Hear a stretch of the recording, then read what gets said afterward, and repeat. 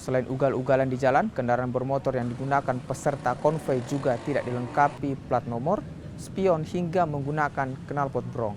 Kendaraan roda 2 ini sebelumnya berkonvoi dan melintas di Jalan Andi Pangeran Petani Makassar.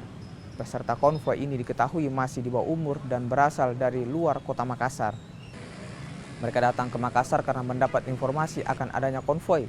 Sepeda motor berikut belasan remaja kini menjalani pemeriksaan di Satuan Lalu Lintas Polres Tabes Kota Makassar. Kendaraan yang diamankan saat ini ada kurang lebih 16 unit, rata-rata tidak menggunakan helm, kemudian tidak mempunyai plat nomor, tidak ada kaca spion dan knalpot brong. Semuanya rata-rata yang kita wawancarai ternyata bukan berasal dari Kota Makassar, tapi dari Galesong dan Baronggo. Berdasarkan keterangan yang mereka berikan kepada kami, mereka itu datang ke sini undangan dari temannya ataupun dipanggil langsung, baik melalui WhatsApp ataupun didatangi. Jadi mengajak ke Kota Makassar, bahwasanya di Makassar itu ada acara konvoi dan rame-rame dari luar.